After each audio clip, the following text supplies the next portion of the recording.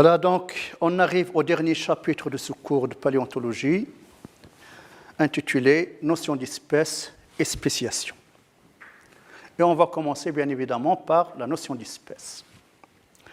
Nous l'avons déjà vu, mais je répète, l'espèce, c'est l'unité au taxon de base de la classification, aussi bien pour les êtres actuels, les êtres vivants actuels, que pour les fossiles. Ou si vous préférez, que ce soit en biologie qu'en paléontologie. Et ce terme espèce a plusieurs définitions. Il y a plusieurs définitions dans la littérature. Je ne vais pas les passer toutes en revue. Je vais me limiter à 3 d'entre elles. Et on va commencer par la définition qui a été donnée par Cuvier.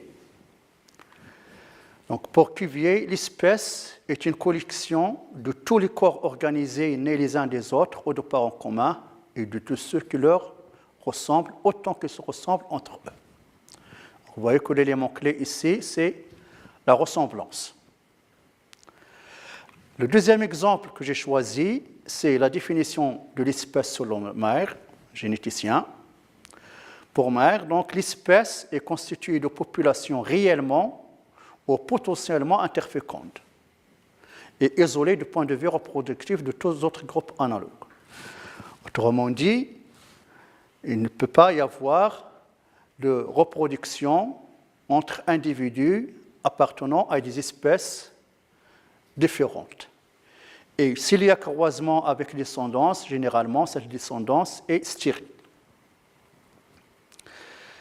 La troisième et dernière définition parmi ces exemples, c'est celle donnée par Jean Chaline.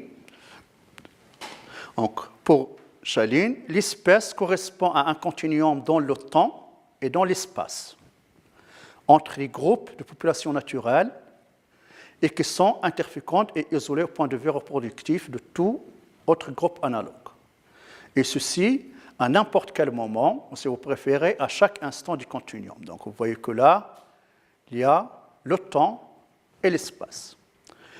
Donc la première définition, comme on l'a dit tout à l'heure, elle est basée sur les ressemblances. Donc c'est ce qu'on appelle la conception typologique de l'espèce.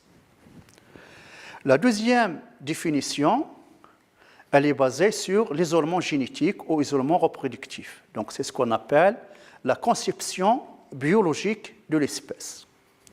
Et la troisième, comme vous le voyez, il y a la notion de temps et la notion d'espace. Donc on parle de conception spatio-temporelle de l'espèce, et donc c'est cette troisième définition que nous allons retenir en paléontologie, puisqu'il y a la notion de temps.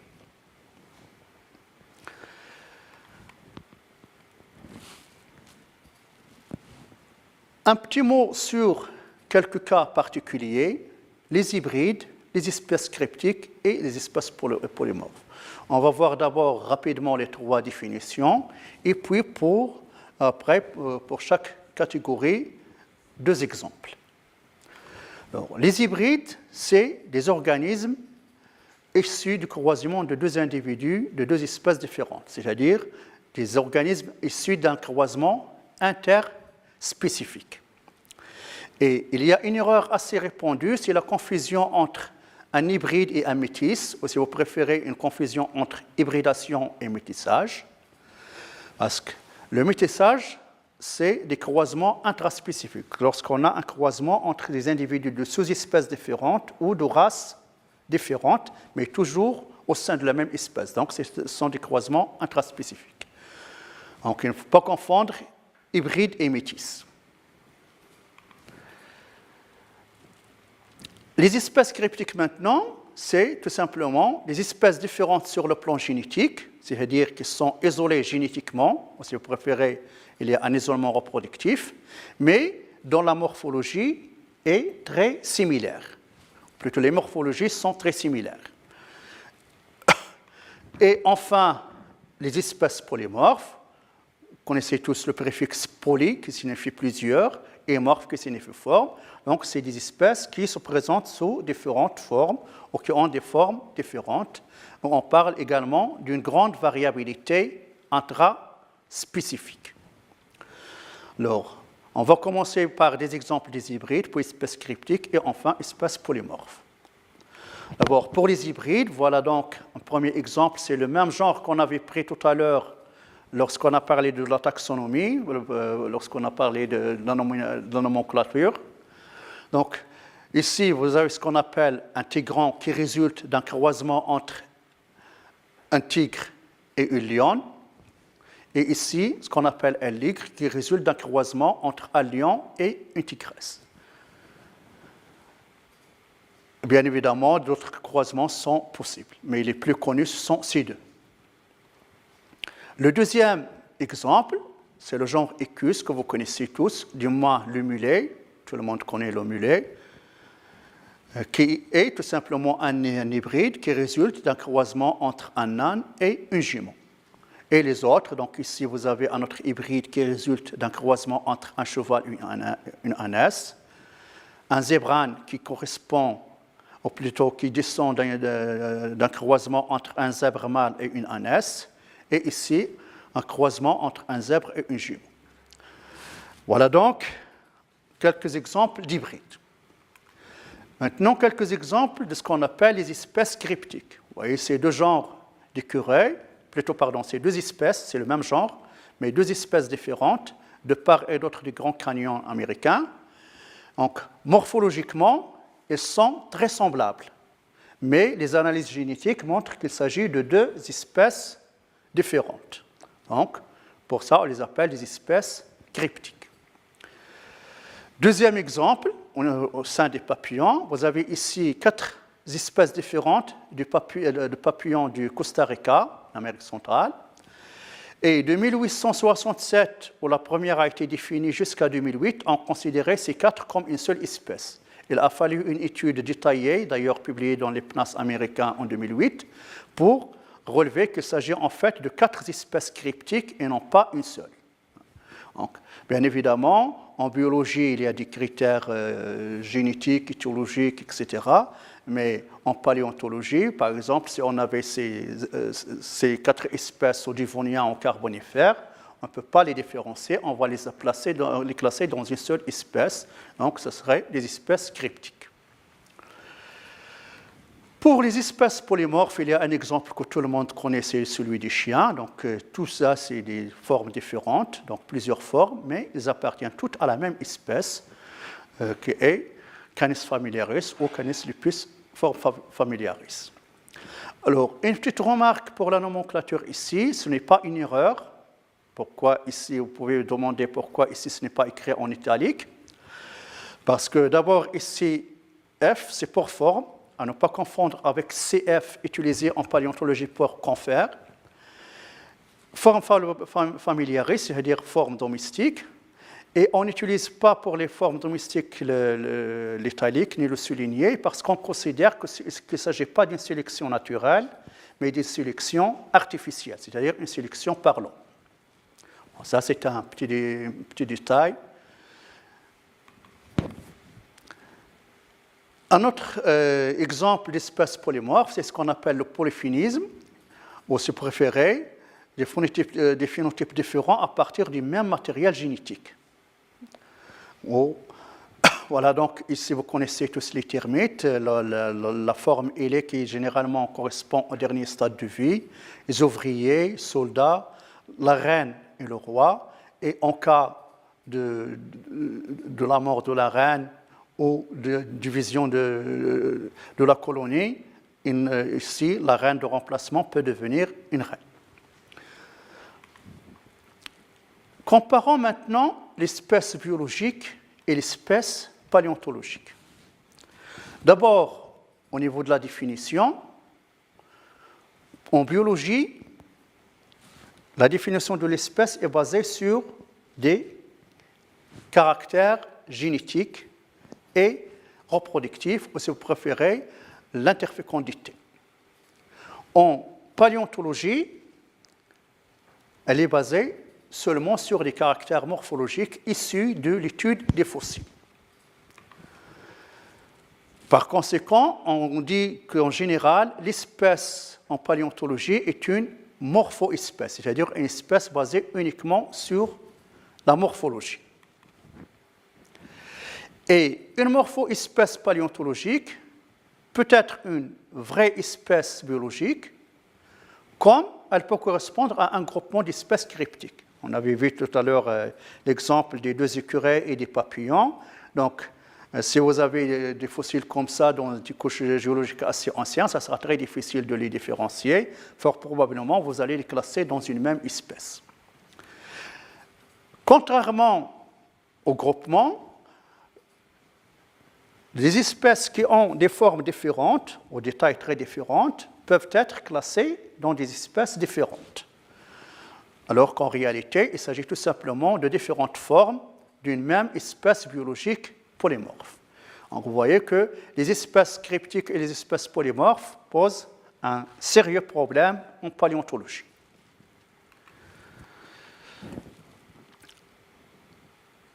L'espèce paléontologique, comme l'espèce biologique, est définie à partir des caractères d'un échantillon type. Et l'échantillon type, c'est tout simplement le premier fossile de cette espèce qui a été décrit. Seulement, cette description, ce n'est pas dans un mémoire ou dans une thèse, mais dans une revue internationale, ça d'une part. D'autre part, le type d'une espèce n'a pas à être dans une collection privée, mais dans une collection accessible aux chercheurs, c'est-à-dire que les chercheurs de tout le monde qui travaillent sur la même thématique ont le droit de comparer les fossiles qu'ils viennent de trouver avec l'échantillon type. Et donc l'échantillon type doit être dans une collection et de préférence une collection étatique, c'est-à-dire relève de l'État et non pas une collection privée.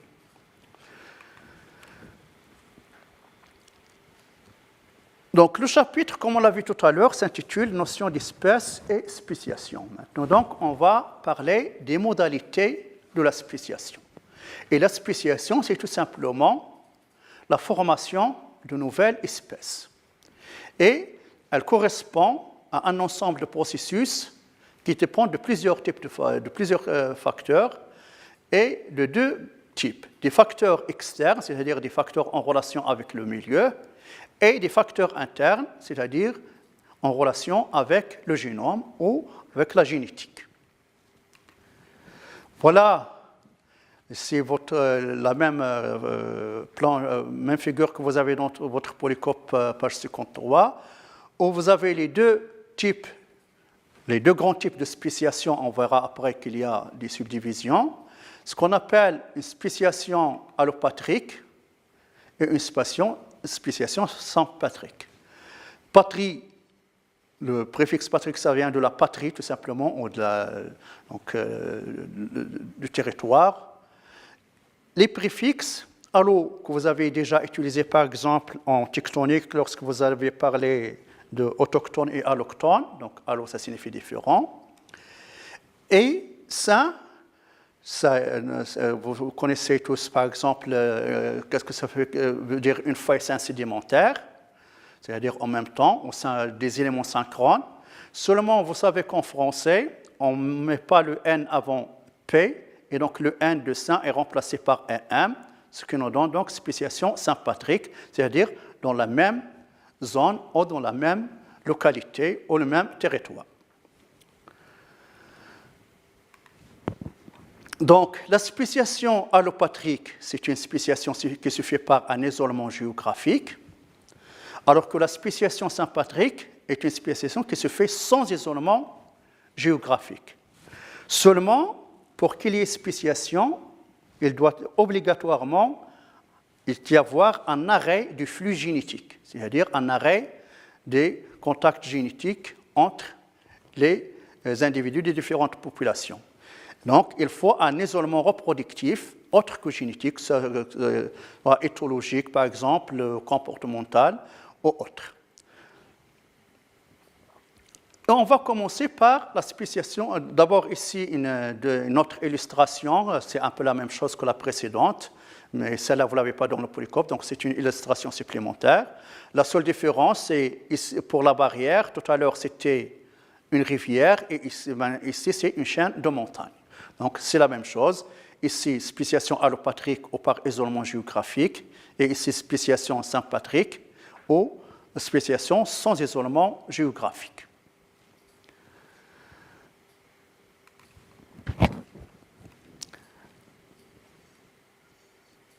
Voilà donc, pour la spéciation par isolement géographique, on distingue deux types. Ici, d'abord, dans un cadre purement spatial, donc il y a une barrière ici et ici. Lorsque les deux domaines séparés par cette barrière sont plus ou moins similaires, on parle de modèle symétrique. Lorsque la barrière permet l'isolement d'une grande zone vis-à-vis d'une zone beaucoup plus limitée, on parle de modèle asymétrique. Donc ici, c'est le modèle symétrique et asymétrique dans un cadre uniquement spatial, alors que là, c'est la même chose, mais dans un cadre temporel. Avec ici, les T, ça signifie le temps. Donc ici, le temps 1, temps 2, etc. Et donc, vous avez ici l'espèce A qui va, avec le temps, se diviser en deux, et chaque partie va donner une espèce. Donc, à partir d'une espèce A, on va obtenir deux espèces B et C. Ici, c'est un modèle asymétrique. Donc, vous avez un petit isolat, ou ce qu'on appelle également un microdème, qui s'isole, qui va évoluer dans une zone différente. Et une fois qu'il a acquis une stabilité génétique, il va proliférer et devenir de plus en plus abondant. Et de manière générale, les espèces nouvelles sont plus compétitives que les espèces anciennes et il arrive que l'espèce nouvelle, une fois développée, elle concurrence et elle peut parfois même remplacer l'espèce originale ou l'espèce mère. L'un des exemples célèbres et connus depuis longtemps, c'est le fameux Phacops rana du Devonien de New York, qui a été décrit par Eldridge et Gould dans leur travail sur la théorie des équilibres ponctués. Depuis, Phacops a été renommé Eldridgeops, d'ailleurs en hommage à Eldridge. Ici, on a des formes avec 18 rangées de facettes. Donc les chiffres ici, c'est le nombre de rangées de facettes au niveau des yeux. Donc ici, c'est la forme originale avec 18 rangées. Une partie de cette espèce initiale, qu'on va nommer A1, a migré de la mer épicontinentale vers la mer marginale. Voilà.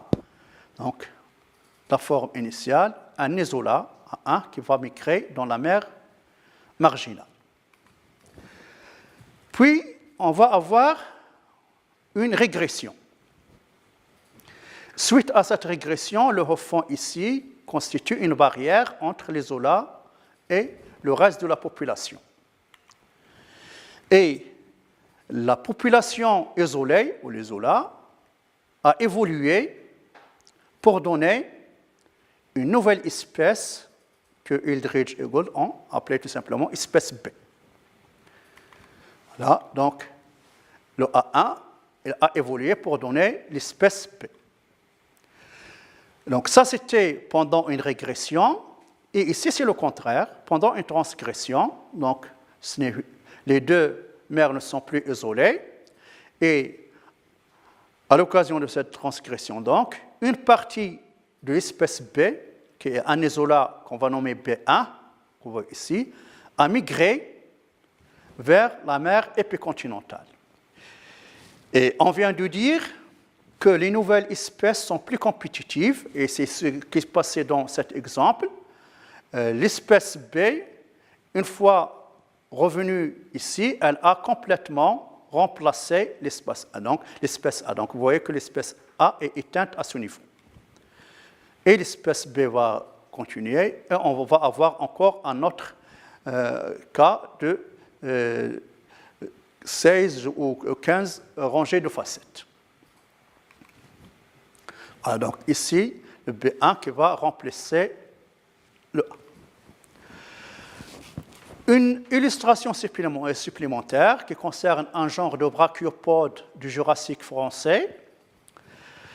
Au bâtonien, vous voyez, on a 3 espèces. Bon, on ne va pas s'intéresser au nom, on va utiliser juste les lettres A, B, C. Les espèces A et B sont éteintes et une partie de l'espèce C, par un goulot, a donné une espèce D. Puis, 2 autres, à partir de ce macrodème, on a d'abord un microdème dans le même niveau et 2 autres qui se sont détachés. L'un éteint au bâtonien et l'autre qui va donner 2 autres espèces plus tard. Voilà donc un exemple de spéciation par étranglement spatial. Donc l'objectif ici, ce n'est pas de reconnaître les noms, c'est de voir un exemple de ce qu'on appelle également le goulot. Et les différentes modalités sont schématisées dans cette figure que vous avez dans votre polycope. Seulement, la spéciation allopatrique suivant un modèle asymétrique, elle est plutôt désignée généralement sous le nom de péripatrique. Donc, pour la suite, on va l'appeler, au lieu de asymétrique, péripatrique, et réserver le terme allopatrique à la spéciation selon un modèle symétrique.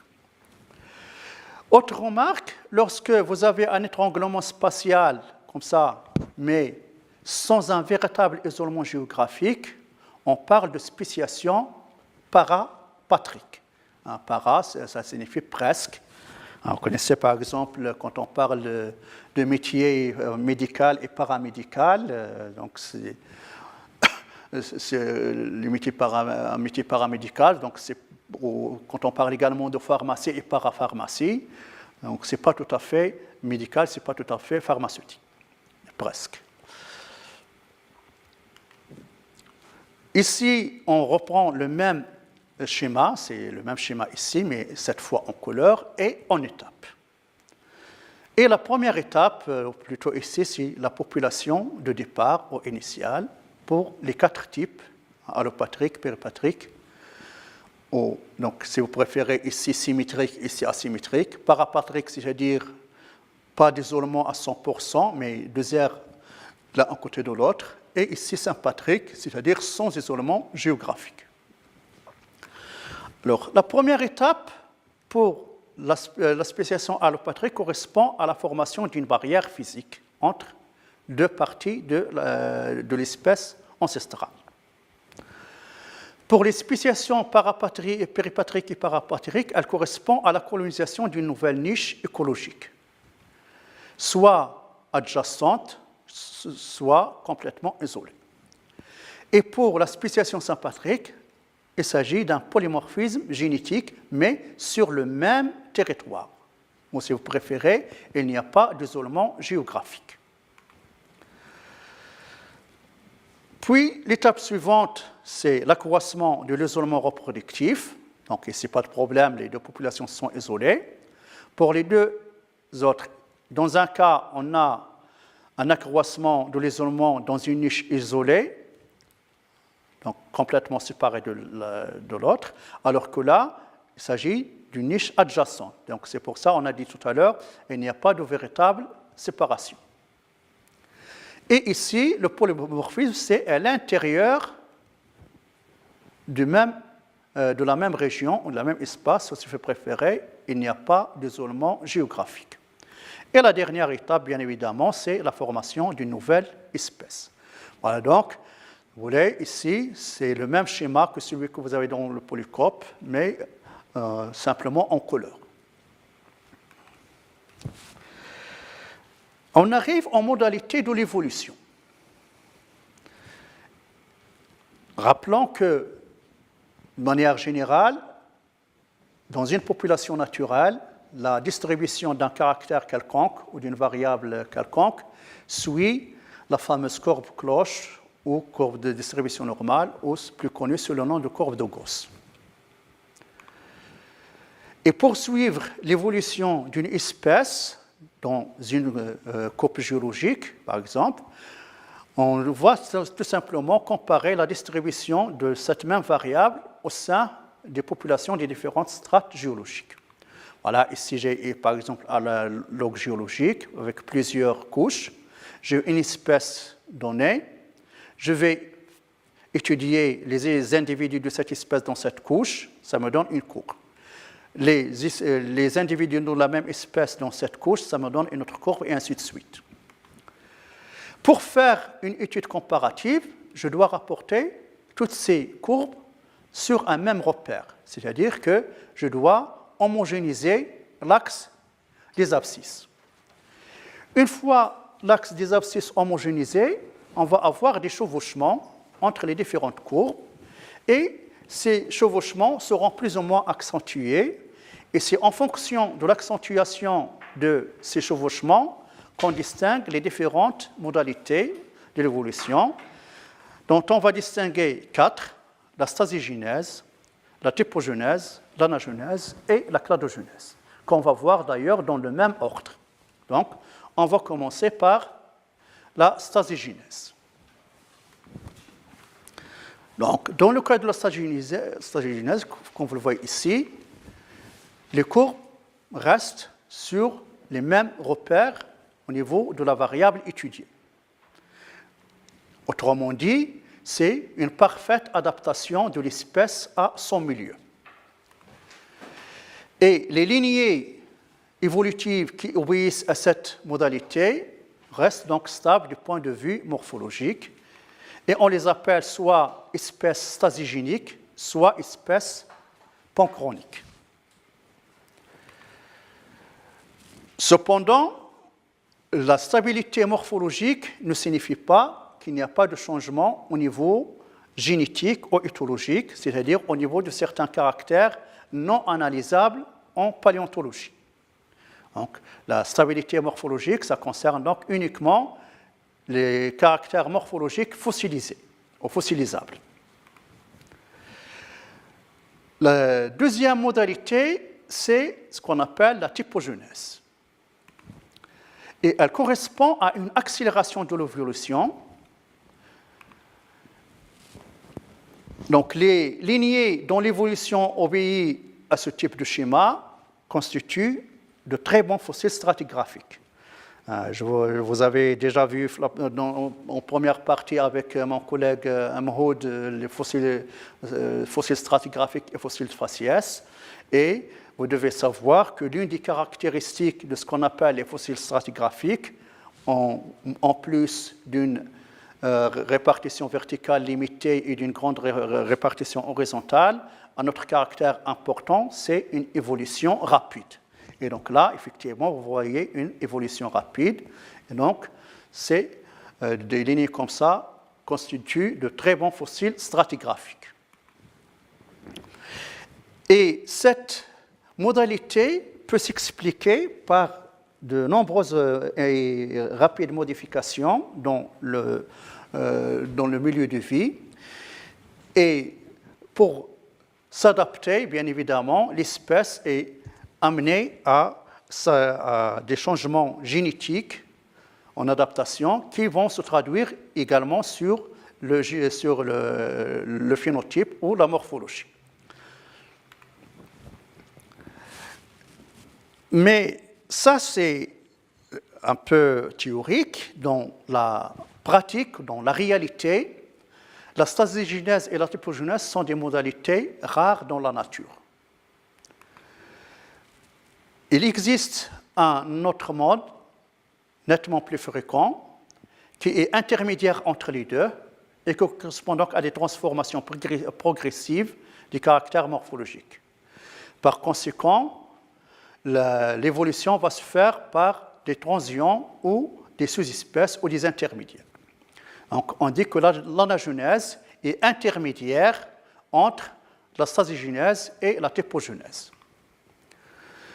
C'est-à-dire que le passage d'une espèce à l'autre se fait par une série de sous-espèces ou transients qui montrent des caractères propres pour chacun d'entre eux, mais également des caractères en commun avec les formes précédentes et les formes suivantes.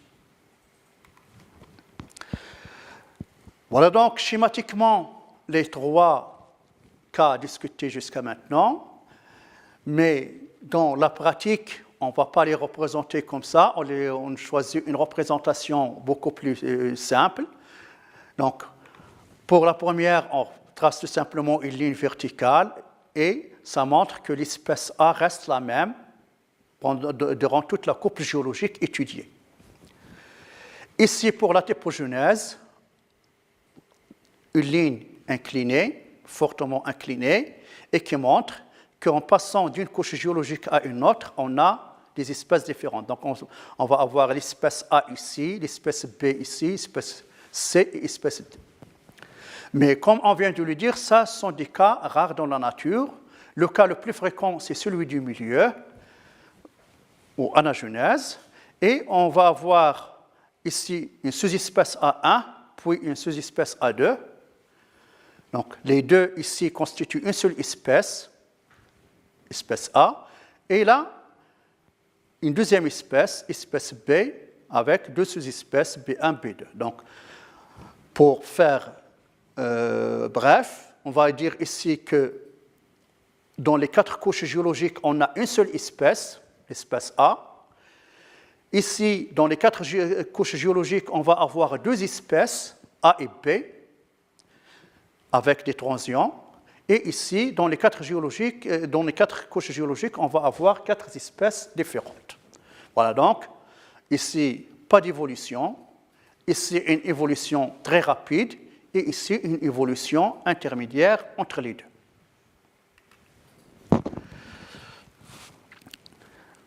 Dans les cas qu'on vient de voir, j'y reviens une minute, dans les 3 cas, vous voyez que chaque espèce nouvelle remplace une ancienne espèce. Par conséquent, le nombre d'espèces reste le même. Voilà, donc, si les modalités évoquées particulièrement l'anagenèse, étaient les seules modalités d'évolution, il ne peut pas y avoir une multiplication du nombre d'espèces, puisque chaque nouvelle espèce remplace une espèce souche. Je dis particulièrement l'anagenèse parce que, comme on vient de le dire, la stagiogenèse et la typogenèse sont rares dans la nature. Mais la réalité, vous connaissez tous l'histoire du monde vivant, et vous savez tous que le nombre d'espèces a considérablement augmenté au cours des temps géologiques. Donc, les modalités vues jusqu'à présent ne peuvent pas expliquer cette augmentation. Et la modalité qui permet d'expliquer cette augmentation du nombre de taxons, c'est ce qu'on appelle la cladogenèse, avec le préfixe clado qui signifie branche, c'est-à-dire division en branches, ou si vous préférez, à partir d'une même espèce mère ou d'une même souche, on va avoir une, 2 ou plusieurs espèces. Voilà, donc il en résulte 2 ou plusieurs espèces filles à partir d'une seule espèce mère. Et on va distinguer 3 modalités au sein de la cladogenèse. La première, c'est ce qu'on appelle la division complète, lorsque l'espèce mère ou l'espèce souche se divise en 2 espèces filles, et ça correspond donc à ce que nous avons appelé tout à l'heure, lorsqu'on a parlé des modalités de la spéciation, le modèle symétrique. Donc schématiquement, on a une espèce A qui va se diviser et donner 2 espèces filles, B et C. Puis, ce qu'on appelle la spéciation par colonisation. C'est lorsqu'une branche se détache de l'espèce souche et donne naissance à une nouvelle espèce. Et par rapport à la spéciation, ça correspond à ce que nous avions appelé le modèle asymétrique. Donc, schématiquement, il y a l'espèce A qui évolue et à un certain moment, une branche, une population ou un microdème va s'isoler puis évoluer jusqu'à donner une nouvelle espèce. Et la dernière modalité, c'est ce qu'on appelle la cladogenèse multiple. C'est lorsqu'une espèce souche éclate en plusieurs espèces filles. Donc, schématiquement, vous avez une espèce et elle va donner naissance à plusieurs espèces filles. Pour comparer ce qu'on vient de voir à ce qu'on avait vu pour la spéciation, donc, vous avez ici la division complète ou le modèle symétrique, c'est-à-dire l'espèce A qui donne deux espèces B ici. Alors que là, vous avez l'espèce A, une petite partie qui s'isole, donc c'est ce qu'on a appelé l'isolat, et qui va évoluer jusqu'à donner une nouvelle espèce. Et schématiquement donc, ce schéma correspond à celui-là, et ce schéma correspond à celui-là. Donc vous voyez que c'est plus facile de faire une représentation comme ça que de refaire les schémas ici avec leurs détails. Voilà, donc si vous voulez, c'est des exemples schématiques faciles à faire.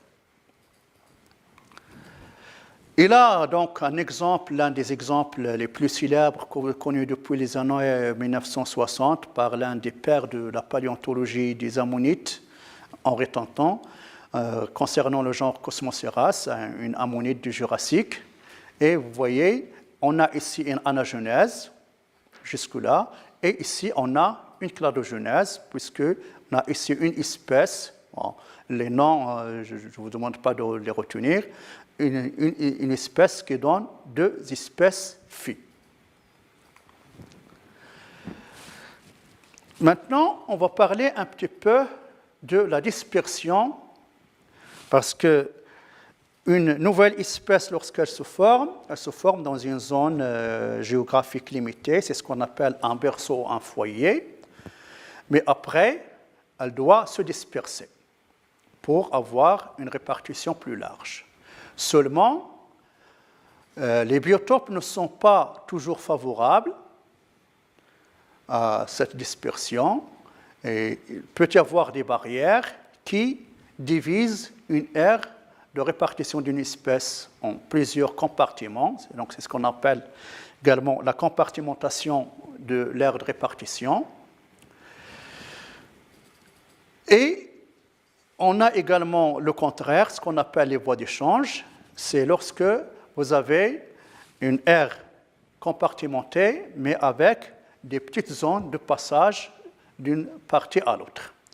Et dans ces voies d'échange, on va distinguer d'abord ce qu'on appelle les couloirs ou les corridors, donc schématiquement comme ça, c'est-à-dire un couloir ici qui permet un échange libre entre les deux zones. Par contre, lorsque les échanges se font dans un sens beaucoup plus que l'autre, ce que j'ai essayé de représenter ici avec une flèche verte et assez épaisse, et ici une flèche en pointillé immense, c'est-à-dire qu'il y a plusieurs taxons qui passent de ce côté vers celui-là, mais peu de taxons qui passent de ce côté vers l'autre. Donc c'est ce qu'on appelle les ponts filtrants. Et il y a parfois tout simplement des dispersions accidentelles d'une zone à l'autre. Lorsque vous avez, par exemple, un continent, par exemple, et une petite île, et il y a quelques individus d'une espèce quelconque qui vont migrer accidentellement dans cette île. Donc, c'est ce qu'on appelle l'arche non nouée. Alors, comme exemple, je choisis l'un des exemples les plus célèbres et les plus récents également du point de vue géologique, qui est celui de l'isthme de Panama. Vous savez que la plaque du Panama évolue ou se déplace pour entrer en collision avec l'Amérique du Sud. Et cette collision, donc la collision entre la plaque du Panama et l'Amérique du Sud, a débuté aux alentours de 25 à 23 millions d'années. Mais malgré la collision de la plaque du Panama avec la plaque de l'Amérique du Sud, il y avait toujours des détroits, puisque l'arc de Panama formait une série d'îles séparées par des détroits. Et ces détroits permettaient des échanges entre les faunes marines des deux océans, l'océan Atlantique et l'océan Pacifique. Vers 3,2 millions d'années, l'étude des faunes marines montre un pic de divergence entre les faunes des deux océans. C'est-à-dire qu'on commence à avoir une limitation des échanges entre les deux océans. Et vers 2 millions d'années, on a un arrêt des échanges entre les faunes de l'océan Atlantique et l'océan Pacifique. Donc ça, c'est pour les faunes marines. Pour les faunes continentales, c'est l'inverse. D'abord, les échanges entre les faunes continentales ou terrestres de l'Amérique du Sud et l'Amérique du Nord ont commencé avant la fermeture du l'isthme. Mais elles se sont accélérées de manière très significative et très importante après la fermeture de l'isthme de Panama. C'est un événement très connu. Il suffit de taper sur Internet l'abréviation GABI, qui signifie tout simplement en anglais Great American Biotic Interchange, ou en français Grand Échange phonique interaméricain. Et donc vous avez des formes qui existaient uniquement en Amérique du Sud, et leur passage en Amérique du Nord n'a eu lieu qu'après la fermeture de l'isthme du Canada. Et d'autres sont représentés en bleu, c'est le contraire, c'est des taxons qui vivaient en Amérique du Nord uniquement, et on ne les trouve pas en Amérique du Sud avant la fermeture de l'isthme. Donc on peut dire que la fermeture de l'isthme de Panama a joué un rôle de barrière pour les formes marines et un rôle de couloir ou corridor pour les formes terrestres. Et ici, une autre illustration, juste pour vous montrer quelques exemples des échanges phoniques entre l'Amérique du Sud et l'Amérique du Nord depuis la fermeture de l'isthme de Panama. Donc, tous les taxons que vous voyez ici, c'est des taxons qui n'existaient pas en Amérique du Sud avant la fermeture de l'isthme de Panama. Et tous les taxons que vous voyez ici, c'est des taxons qui existaient en Amérique du Sud, mais qui n'existaient pas en Amérique du Nord avant la fermeture de l'isthme de Panama. Voilà donc un exemple de ce qu'on appelle les barrières et voies d'échange.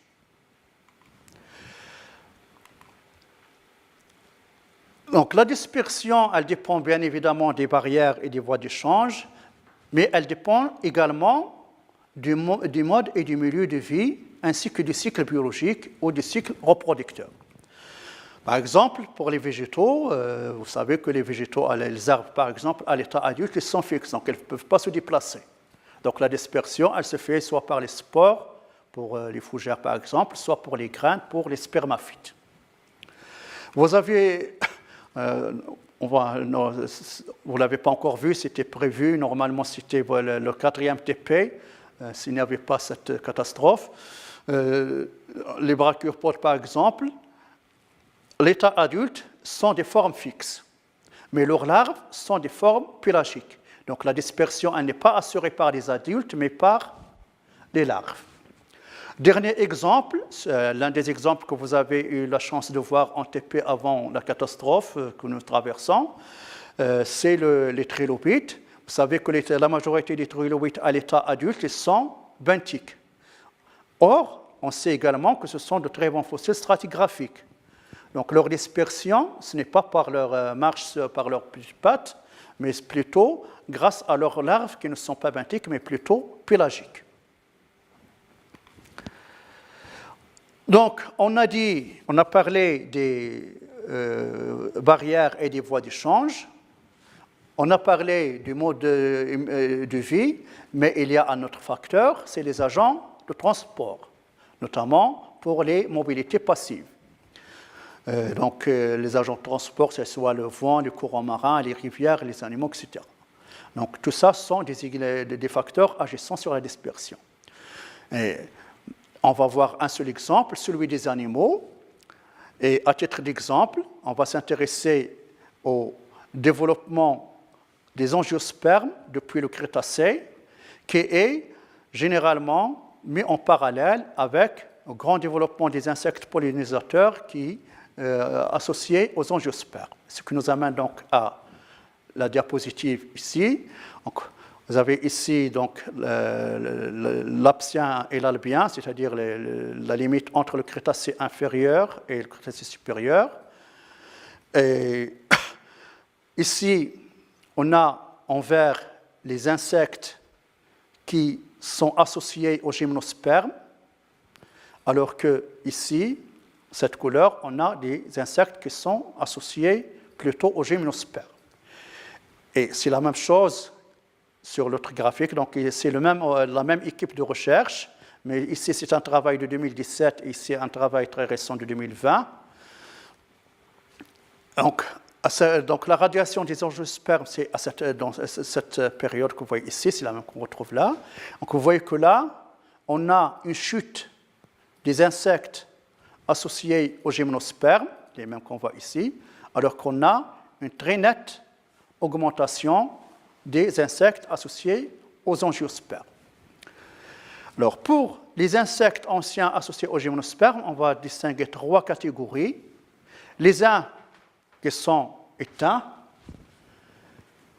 les autres qui ont subi un déclin, mais ils ont continué pendant le Jurassique supérieur, toujours associés aux gymnospermes, et d'autres qui ont complètement changé leur mode de vie, et au lieu d'être associés aux gymnospermes, ils sont, à partir de ce moment, associés plutôt aux angiospermes.